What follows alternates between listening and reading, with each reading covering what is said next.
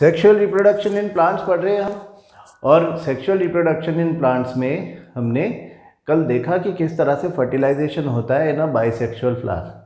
हाँ, मैं आपको याद दिला दूं कि हमने एक बाइसेक्सुअल फ्लावर का लॉन्गिट्यूडनल सेक्शन देखा, एलएस जिसको हम बोले, लॉन्गिट्यूडनल सेक्शन और एलएस, जिसको हमने थोड़ा एक अलग तरह से ड्रॉ करके देखा। हमने कहा कि उसके जो सपोर्टिव पार्ट्स हैं, पेटल्स, उसके मेल रिप्रोडक्टिव पार्ट्स जिनको हम स्टैमेन बोलते हैं, और उसके फीमेल रिप्रोडक्टिव पार्ट का अपर पोर्शन स्टिग्मा और style, at the time of fertilisation, जब फर्टिलाइजेशन हो जाता है तब गिर जाते हैं, श्रिवल ऑफ हो जाते हैं। और ओवरी जो है वो डबल फर्टिलाइजेशन में जो एंडोस्पर्म बना था, उस एंडोस्पर्म जो कि एक ट्रिप्लॉइड स्ट्रक्चर था, उस एंडोस्पर्म की वजह से मल्टीपल सेल डिवीज़न करके स्वेल हो जाता है, यानी ओवरी स्वेल हो जाती है और फ्रूट बना लेती है। जो डबल फर्टिलाइजेशन, हमने कल यहाँ पर एक स्पेलिंग मिस्टेक भी कर दी थी, है ना, ये फर्टिलाइजेशन की स्पेलिंग गलत हो गई थी, कोई बात नहीं, मैं इसको ठीक कर देता हूँ। फर्टिलाइजेशन, ठीक है। तो फर्टिलाइजेशन जब हुआ, डबल फर्टिलाइजेशन का मतलब क्या, हमने कहा कि जो पोलन ग्रेन जब स्टिग्मा पे आए तो उसमें से किसी पोलन ग्रेन का जर्मिनेशन हुआ, मतलब उसमें से पोलन ट्यूब बाहर निकली, और वो पोलन ट्यूब इस स्टाइल में मूव करते करते करते करते कहाँ चले गई, वो अल्टीमेटली पहुँच गई माइक्रोपाइल से, नीचे एक ओपनिंग थी रियर साइड में ओवरी के, उससे ओवरी में पहुंच गई, और वहाँ पे दो मेल न्यूक्लियस आते हैं। एक कंबाइन हो जाता है विद ओव्यूल, ओव्यूल के अंदर जो male germ cell, female germ cell है, उसके साथ मेल जर्म सेल कंबाइन हो जाता है, या मेल न्यूक्लियस कंबाइन हो जाता है, और उन दोनों के कंबाइन होने से जाइगोट फॉर्मेशन होती है। और दूसरा वाला पोलर न्यूक्लियाई से कंबाइन हो जाता है, और पोलर न्यूक्लियाई से कंबाइन होने के बाद वहाँ पर एक ट्रिप्लॉइड स्ट्रक्चर बनता है जिसको हम एंडोस्पर्म बोलते हैं। तो अब जाइगोट भी सेल डिवीज़न करेगा, एंडोस्पर्म भी सेल डिवीज़न करेगा। जाइगोट के सेल डिवीज़न से एम्ब्रियोजेनेसिस होता है, यानी एम्ब्रियो फॉर्मेशन होता है, और ये जो एम्ब्रियो होता है यही अल्टीमेटली फिर सीड में कन्वर्ट हो जाता है। तो आज हम सीड का स्ट्रक्चर समझने की कोशिश करेंगे और सीड जर्मिनेशन समझने की कोशिश करेंगे, है ना। बस ये समझ लो कि हुआ क्या है, यहाँ पर सीड बन गया है, और जो दूसरी जगह, ये वाली जगह, ऊपर वाली जगह, यहाँ पे एंडोस्पर्म बना था, और उस एंडोस्पर्म के मल्टीपल डिवीजन से ये हमारा फ्रूट बन गया। तो सीड जो है वो जब तक इनसाइड द फ्रूट है तब तक उसको दो एडवांटेजेस हैं। एक कि उसको प्रोटेक्शन भी मिल रहा है, वो फ्रूट के अंदर है तब तक वो प्रोटेक्टेड है पूरी तरह से, और दूसरी चीज़ कि उसको नरिशमेंट भी मिल रहा है प्लांट से ही, ठीक है ना। लेकिन जब सीड बनता है तो सीड में इम्पॉर्टेंट चीज़ क्या है, द फ्यूचर प्लांट, जिसको हम बोलते हैं एम्ब्रियो। कंसेप्ट ध्यान से समझेंगे तो किसी भी तरह का क्वेश्चन आंसर करने में प्रॉब्लम नहीं आएगी। तो हम ये देखें कि सीड में क्या है, सीड के अंदर क्या क्या है। हम आपकी बुक में भी देख लेंगे बाद में डायग्राम किस तरह का बना हुआ है, लेकिन आप ये देखें कि every seed has seed leaves. हाँ, सीड लीफ मतलब कि जो सीड के पार्ट्स हैं हमने उनको सीड लीफ कहना शुरू कर दिया है। सीड लीव्स को हम कॉटिलिडन्स बोलते हैं, cotyledon. One seed leaf is cotyledon. Cotyledons मतलब दो सीड लीव्स हो सकती हैं। अगर दो सीड लीफ होती हैं तो फिर हम उसको प्लांट को डाइकॉट प्लांट बोलते हैं, सीड को डाइकॉट या डाइकॉटिलिडनस सीड बोलते हैं। अगर कॉटिलिडन एक ही हो तो फिर हम मोनोकॉट बोलते हैं। मोनो मतलब वन और कॉटिलिडन के लिए आया है, तो मोनोकॉटिलिडनस, डाइकॉटिलिडनस। मोनोकॉटिलिडनस जो है यानी एक सीड लीफ वाला मोनोकॉटिलिडनस जो है, वो मोनोकॉटिलिडनस क्या होता है, अगर हम देखें सीड लीव्स को अगर आप जैसे एग्जांपल ले लें, आपने राइस देखा हो या वीट देखा हो, तो राइस या वीट जो है उसमें केवल एक ही कॉटिलेडन है, उसको आप ओपन नहीं कर सकते, हाँ, सिंगल कॉटिलेडन है। लेकिन अगर आपने ग्राम देखा है यानी चना देखा है आपने, या पी का सीड जिसको मटर बोलते हो आप, वो देखा है, तो आप उसको उसका कवर हटा के ओपन कर सकते हो, दो उसके पार्ट्स हो जाएंगे। These two parts are known as cotyledons या सीड लीव्स। तो कॉटिलिडन्स और सीड लीव्स एक ही बात है। अगर हम एक सीड ओपन कर लें इस तरह का, जैसे एक पी प्लांट, पी का सीड हमने उसको समझो ओपन कर दिया, तो उसकी दोनों साइड हम दिखा सकते हैं कि ये सीड लीव्स हैं। बीच में हमें इसके एक छोटा सा एम्ब्रियो दिख रहा है। ये जो एम्ब्रियो है ये एक जगह पर दोनों तरफ से कॉटिलिडन से जुड़ा हुआ रहता है, ठीक है ना, ये जुड़ा हुआ रहता है। तो इसके पार्ट्स देखें कि कॉटिलिडन्स तो ये दोनों हैं, ये एक, ये दूसरा। डाइकॉट प्लांट देखा है हमने, पी प्लांट देख रहे हैं हम, और बीच में जो दिखता है हमको, this is embryo. This embryo is actually the future plant. अब आप देखो कि इस एम्ब्रियो के पार्ट्स क्या क्या हैं। एम्ब्रियो में सबसे ऊपर वाला पार्ट जो हमको दिख रहा है, ये ऊपर वाला पार्ट दिख रहा है, इसको हम बोलते हैं plumule. And this plumule is PLUMULE, plumule is future shoot.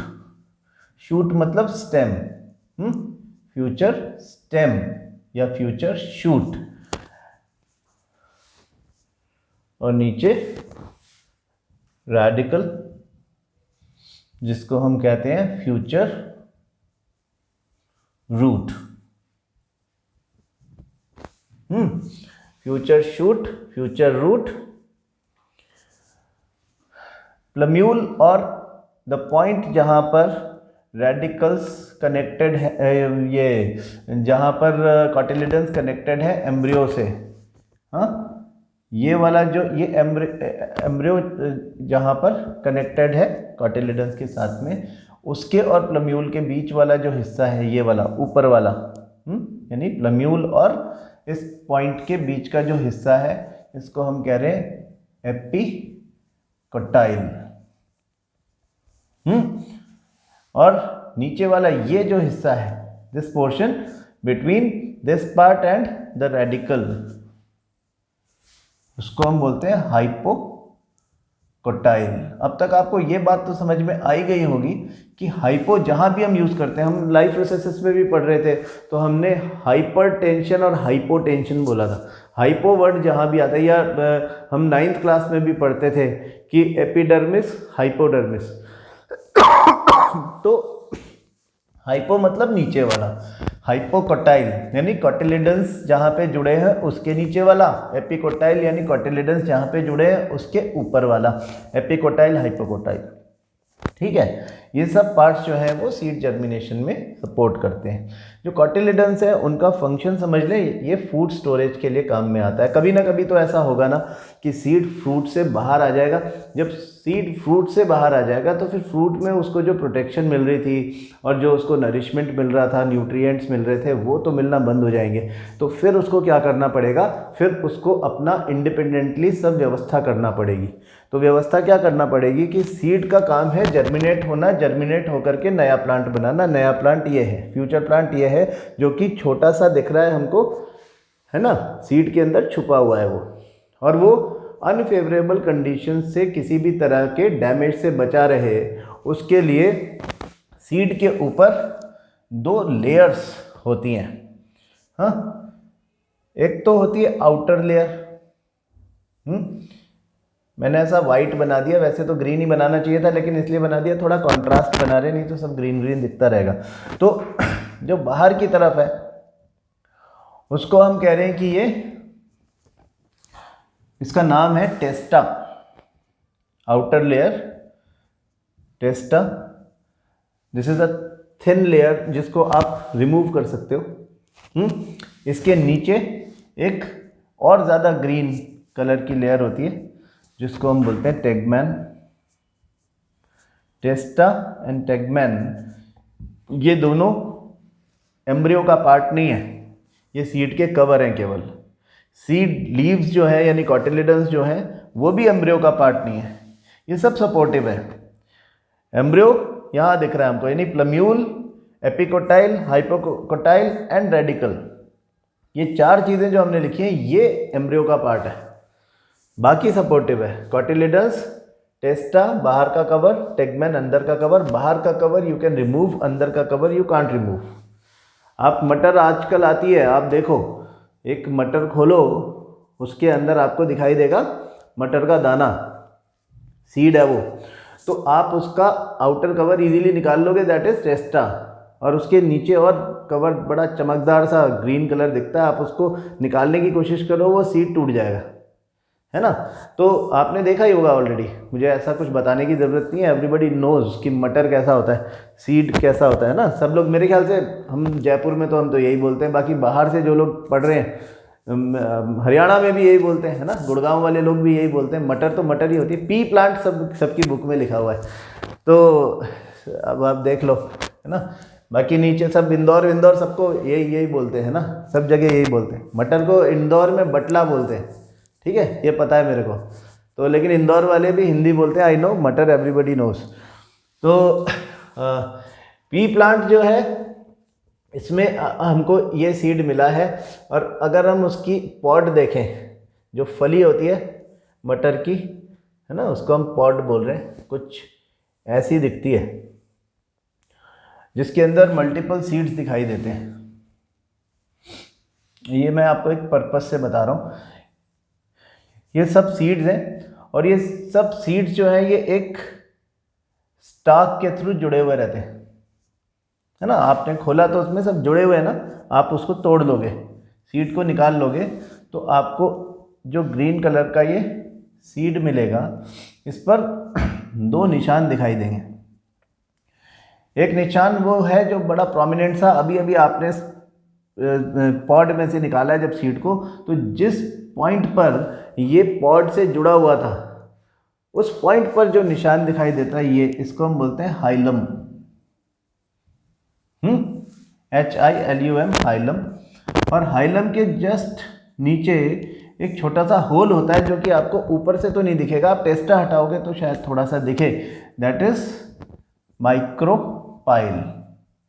ये माइक्रोपाइल नाम हमने ओवरी में भी यूज़ किया था। हमने कहा था कि ओवरी का जो रियर ओपनिंग है, जिसमें से पोलन ट्यूब एंटर करती है, जहाँ से फिर हमारे मेल जर्म सेल्स उसमें गए थे, यानी मेल न्यूक्लियाई उसमें गए थे, उसको भी माइक्रोपाइल बोला था, ये भी माइक्रोपाइल है। माइक्रोपाइल इज द ओपनिंग और the hole from which the water will enter into the seed, and only after that the seed germination will take place.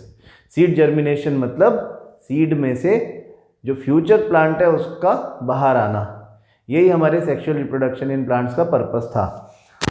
तो देखें कि हमारा जो सीड के डिफरेंट पार्ट्स जो थे वो हमें पता चल गए कि बीच में एम्ब्रियो है, उसके बाहर सपोर्टिव कॉटिलिडन्स है, कॉटिलिडन के ऊपर 2 लेयर दिख रही है हमको। यही सीड बंद कर दिया जाए तो वो ऐसा दिखता है, कुछ नहीं पता चलता हमको। हाइलम और माइक्रोपाइल उसके पार्ट्स हैं। टेस्टा सबसे ऊपर का कवर है जो हम यहाँ पे वाइट कलर से दिखा रहे हैं, इसको हटा देंगे तो टेगमैन निकलेगा, और आप इसको ओपन कर दोगे तो ये ऐसा दिखेगा, ये ऐसा दिखेगा, तो बीच में एम्ब्रियो दिखेगा। एम्ब्रियो में ऊपर plumule that is future shoot, नीचे radicle that is future root, बीच में epicotyl, hypocotyl, these are the parts of the embryo. आती है बात समझ में, है ना। तो जब सीड जर्मिनेशन होने लगेगा तो ऐसा खुला हुआ तो पड़ा नहीं रहता है, तो हमने पढ़ने के लिए खोला है, खुला तो ऐसा ही रहता है। तो इसमें से माइक्रोपाइल में से सबसे पहले वाटर एंटर करेगा। हाँ, वाटर जब इसमें से एंटर करेगा तो ये इंडिकेशन है किस बात का, कि अब फेवरेबल कंडीशंस आ गई हैं। देखो, अनफेवरेबल कंडीशन का मतलब होता है एक्सट्रीमली हाई टेम्परेचर और वाटर का शॉर्टेज, ठीक है। ये 2 कंडीशन ऐसी हैं जिसमें अगर नया प्लांट सीड में से निकल के बाहर आ जाए, जर्मिनेट हो जाए, तो वो तुरंत झुलस जाएगा, गर्मी से मर जाएगा। तो अगर उसने सर्वाइव करना है तो फिर उसको फेवरेबल कंडीशंस चाहिए, और वो अंदर ही रहे, फेवरेबल कंडीशंस पे बाहर निकले, इसके लिए कुछ हार्मोन्स होते हैं, है ना। वो हार्मोन्स बड़े काम के होते हैं। जैसे एक हार्मोन है जिसको हम बोलते हैं एब्सिसिक एसिड, ABA। ये वही हार्मोन है जो कि प्लांट्स में विल्टिंग करवाता है, पत्ते झड़वाता है। जब अनफेवरेबल कंडीशंस आने वाली होती हैं तो लीफ में बड़ी काम की चीज़ें, स्पेसिफिकली स्टोर्ड फूड है, उस सबको वापस खिंचवा लेता है और स्टेम के अंदर स्टोर करवा देता है। फिर आपने देखा ही है कि लीव्स जो होती हैं वो येलोइश हो जाती हैं, थोड़ी पेल हो जाती हैं, और फिर वो गिर जाती हैं अल्टीमेटली। ये सारा काम जो है एब्सिसिक एसिड का है। AB बोलते हैं उसको शॉर्ट में, ABA या एब्सिसिक एसिड। तो एब्सिसिक एसिड जो है वो क्या कर रहा है कि वो एक तरह से ग्रोथ को सप्रेस कर रहा है। ग्रोथ सप्रेसेंट हार्मोन बोलते हैं उसको, ग्रोथ को दबा देने वाला, ग्रोथ नहीं होने देने वाला। बाकी सब हार्मोन्स आप देखोगे वो किसी ना किसी तरह से ग्रोथ करवा रहे होते हैं, प्लांट के जो हार्मोन्स होते हैं। और ये हार्मोन अकेला ऐसा हार्मोन है जो कि ग्रोथ को सप्रेस कर रहा होता है, इसलिए हम इसको ग्रोथ सप्रेसेंट बोलते हैं। तो under the influence of abscisic acid ये सीड जर्मिनेट नहीं होता जब तक अनफेवरेबल कंडीशंस रहती हैं। टेम्परेचर बाहर का बहुत ज़्यादा है, सीड जो है वो फ्रूट में से निकल करके सॉइल में गिरा पड़ा है। अब यदि वो जर्मिनेट हो गया तो वो डिस्ट्रॉय हो जाएगा, इतनी मेहनत ख़राब हो जाएगी, इतनी एनर्जी जो प्लांट की वेस्ट हुई है वो ख़राब हो जाएगी।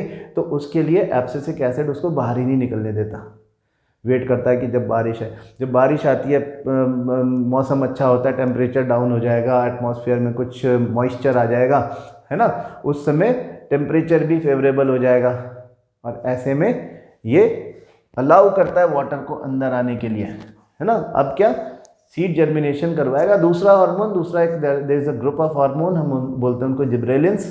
तो वो जिब्रेलिन्स की प्रेजेंस में अब सीड जर्मिनेशन होने वाला है। एब्सिसिक एसिड अब अपना काम करना बंद कर चुका है, उसने अपना काम कर लिया जब अनफेवरेबल कंडीशंस थी, अब उसकी कोई नहीं ज़रूरत। तो अब क्या होगा, वाटर अंदर जाएगा, वाटर अंदर जाएगा तो जो सीड जर्मिनेट होने वाला है, यानी कि अब ये जो एम्ब्रियो है, ये एम्ब्रियो क्या करने वाला है, ये एम्ब्रियो अब डेवलप होगा। कैसे डेवलप होगा कि इसका जो लोअर पार्ट है यानी रेडिकल है, ये रेडिकल पहले बाहर आएगा। अभी हम एक वीडियो देखेंगे उसमें आपको बहुत अच्छे से समझ में आ जाएगा, लेकिन फिर भी मैं मेरा काम तो कर दूं कि जो रेडिकल है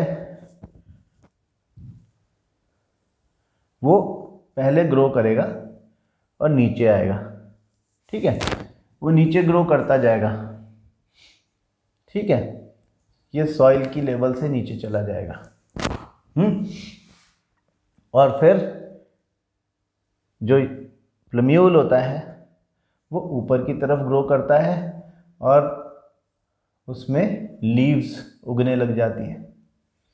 हाँ, इस समय हाइपोकोटाइल से पुश मिलता है और ये जो स्कॉटिलिडन्स हैं ये भी हवा में लटक जाते हैं, और फिर धीरे धीरे जैसे जैसे ऊपर की तरफ स्टेम ग्रो करने लगता है, नीचे की तरफ रूट्स ग्रो जब करती है ना, तो रूट्स की ब्रांचेस निकलने लगती हैं, फिर ब्रांचेस की सब ब्रांचेस निकलने लगती हैं और ये दूर दूर तक जाने लगती है। तो ये वाटर के मामले में प्लांट को सफिशिएंट बना देती है, सेल्फ सफिशिएंट बना देती है। और ये फूड के मामले में, क्योंकि जब लीफ बन गई तो फिर फोटोसिंथेसिस शुरू हो जाएगा। आप तो जानते ही हो फोटोसिंथेसिस मतलब खाना बनाने की प्रोसेस, तो वो शुरू हो जाएगी। तो फिर अब कॉटिलिडन के स्टोर्ड फूड की क्या ज़रूरत है। तो धीरे धीरे जैसे जैसे प्लांट की ग्रोथ होती जाएगी वैसे वैसे कॉटिलिडन सब छोटे होते चले जाएंगे, फिर एक पॉइंट ऐसा आएगा जब वो गिर जाएंगे, है ना। तो मैं आपको एक टाइम लैप्स वीडियो दिखा रहा हूँ, है ना। टाइम लैप्स वीडियो हमने लास्ट ईयर भी देखे हैं। टाइम लैप्स जो नए बच्चे हैं उन्होंने भी कहीं ना कहीं आपने देखा होगा। टाइम लैप्स वीडियो वो होता है जो जनरली किसी एक इवेंट को, जो कि बहुत ही स्लो प्रोसेस होता है, उसको कई दिन तक रिकॉर्ड किया जाता है और फिर उसके बाद उसको अल्ट्रा फास्ट फॉरवर्ड करके उसको कुछ सेकंड्स में या कुछ मिनट्स में दिखा दिया जाता है। तो हम जैसे 1 से 2 मिनट के या 2 से 3 मिनट के बीच में हम 17-18 दिन की प्लांट की या 20 दिन तक की ग्रोथ को देखते हैं, है ना, कि एक सीड कैसे उसमें से प्लम्यूल निकला। मतलब कि फास्ट फॉरवर्ड से भी बहुत तेज़ी से उसको फास्ट फॉरवर्ड किसी रिकॉर्डिंग को किया जाए तो कितना जल्दी जल्दी सब कुछ होगा। तो कोई चीज़ जो नॉर्मल स्पीड में हो रही है वो तो बड़ी फ़नी लगती है हमको फास्ट फॉरवर्ड में, लेकिन कोई चीज़ इतनी स्लो है कि हमको उसमें चेंज बहुत मुश्किल में पता चलता है हमको, 1-2 दिन में पता चलता है कि अरे प्लांट आज इतना बड़ा हो गया। तो वो ग्रोथ हुई होगी ना कुछ कुछ, तो वो ग्रोथ को लगातार रिकॉर्ड करके और उसकी स्पीड बढ़ा दें, उसको हम टाइम लैप्स वीडियो बोलते हैं। तो मैं आपको वही दिखाने जा रहा हूँ, सीड जर्मिनेशन का टाइम लैप्स। तो ये जो है,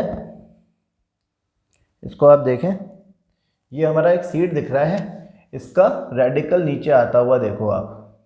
ये रेडिकल इस तरह से सॉइल में एंटर करता है, मूव करता है, वाटर की तरफ मूव करता है। हम वाटर की तरफ इसके मूवमेंट को हाइड्रोट्रोपिज्म बोलते हैं। इसकी ब्रांचेस निकलने लग गई। मीनवाइल अब यहाँ पे ये देखो हाइपोकोटाइल पुश कर रहा है और सीड ऊपर जा रहा है, और इसका एक पार्ट जो है, अब आपको यहाँ पे थोड़ी देर देखें, दोनों तरफ दिखेगा, यहाँ पूरा दिखेगा, यहाँ पे एक पार्ट बड़ा दिखेगा उसका। मैं बीच में आ जाता हूँ। तो ये चला गया ऊपर, प्लम्यूल रेडिकल नीचे चला गया। अब आप देखो इस तरफ ये छोटे छोटे बच्चे, नीचे रूट ग्रो कर रही है, ऊपर स्टेम ग्रो करते जा रहा है ना। यहाँ पे नीचे हमको डेज दिखा रहा है, 12 दिन हो गए, और ये 12 दिन में इस तरह की ग्रोथ इसकी होती जा रही है। आप इसको क्लोजली देख पा रहे हो, यहाँ पे आपको इसकी ब्रांचेस बननी, फोटोसिंथेसिस सब होना, मतलब कि 15 दिन के, अभी ये डे 14 चल रहा है, तो डे 14 में इतनी रूट्स ग्रो कर गई हैं, है ना। इस तरह से ये ग्रो करता है। इसको हम एक बार फिर शुरू से देखते हैं ना, ये कैसे आया था, इस पॉइंट से इसको देखें। ये देखो, रूट्स बढ़ती गई बढ़ती गई बढ़ती गई, और फिर ये ऊपर कैसे गया, इसको ध्यान से देखो आप, कि आपके कॉटिलेडन्स कैसे हवा में लटक गए।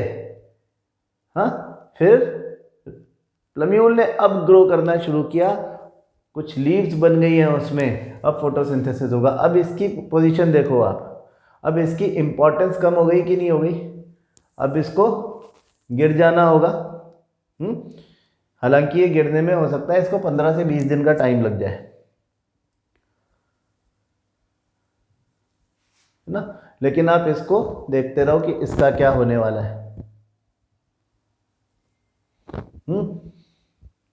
धीरे धीरे इसकी इंपॉर्टेंस खत्म होती जा रही है, लीव्स का नंबर बढ़ता जा रहा है, साइज बढ़ता जा रहा है, वो काफ़ी अच्छे से फोटोसिंथेसिस करने लग जाएंगे। अब देखो आप इसको, ये गिर गया, दिस इज डे 16 एग्जैक्टली जब ये गिर गया है। ऐसा ज़रूरी नहीं कि डे 16 को ही गिरे, लेकिन इट डिपेंड्स ऑन कंडीशंस, किसी अलग अलग टाइप के जर्मिनेशन में अलग अलग बातें हो सकती हैं। तो ये जो हम देख रहे हैं ये टाइम लैप्स है ना। हम इसको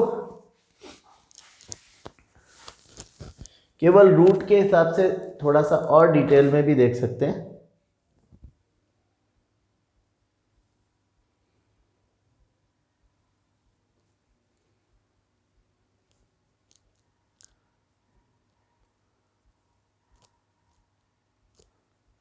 डे 8 से केवल रूट्स को देखो, डे 10 रूट्स कितनी दूर तक जा रही हैं। हाँ, बहुत दूर दूर तक रूट्स, और रूट्स में कितने सारे सब ब्रांचेस, और सब ब्रांचेस की भी ब्रांचेस बन रही है। अभी डे 15, डे 16 हुआ है, डे 17, डे 18, तो ये सब दूर फैल जाता है। आप सोचो कि इसका कितना ज़बरदस्त नेटवर्क नीचे बन चुका होता है, सिर्फ 20-22 दिन में ही वो कितनी ज़बरदस्त नेटवर्क बना चुका होता है, जो ना केवल बहुत सारा वाटर एब्जॉर्ब कर लेता है, but at the same time उसको बहुत ज़्यादा प्लांट को सपोर्ट भी मिल जाता है इतने से दिन में। तो एक बड़ा प्लांट कितनी ज़्यादा सॉइल को पकड़ के रखता है with the help of roots and root hairs की ब्रांचेस से, ये आप खुद देख सकते हो। अगर हम देखें हमारी बुक में, तो हमारी बुक में कुछ इस तरह से सीड दिखाया हुआ है ना। बुक में हालांकि बहुत डिटेल नहीं है, लेकिन डेफिनेटली हमको ये डायग्राम्स ज़रूर पता होना चाहिए। हमने आपको ये ही वाले डायग्राम दिखाए थे जो मैं आपको बता रहा था, कि हम कह रहे थे कि ये जो पोर्शन है, हाँ, यहाँ पे हमको दिख रहा है हाइलम, और ये पोर्शन है, ये माइक्रोपाइल है। This is not